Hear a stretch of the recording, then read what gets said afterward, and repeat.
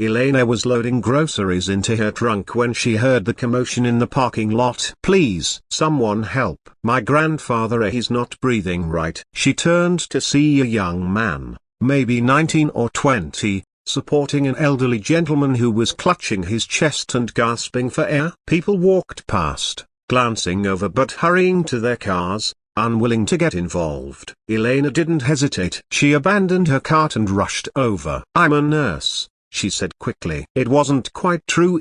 She'd been a nurse 15 years ago, before her own health issues forced her to give it up. "But the training never left you." "Let me see him." The elderly man's lips had a bluish tint. His breathing was shallow and labored. Classic signs of a cardiac event. "We need to get him to a hospital," Elena said. "Now.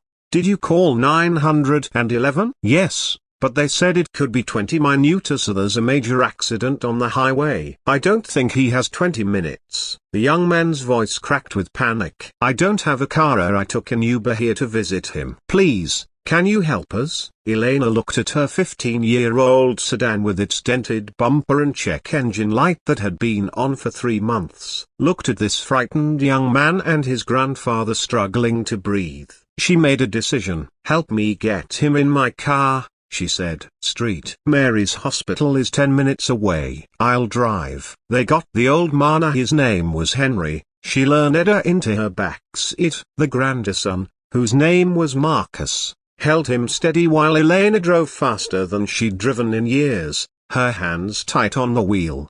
"Stay with me, Grandpa," Marcus kept saying. "Please stay with me. You promised we'd go fishing next week." "You promised." Elena navigated through traffic, her old nursing instincts kicking in. "Henry, can you hear me? I need you to stay conscious. Keep your eyes open for me." Henry's eyes fluttered. His breathing was getting worse. "How far?" Marcus asked desperately. 5 minutes, Elena said, running a yellow light. "Hang on." She pulled up to the emergency entrance with a screech of brakes. Medical staff were outside immediately. Elena had called ahead, explaining the situation. They got Henry onto a gurney and rushed him inside. Marcus started to follow, but a nurse stopped him at the door. "Family only past this point for now, honey. We'll update you as soon as we can. You can wait in the lobby." Marcus stood frozen, watching them wheel his grandfather away. Elena parked her car and found him in the waiting room 10 minutes later, his head in his hands. "Hey,"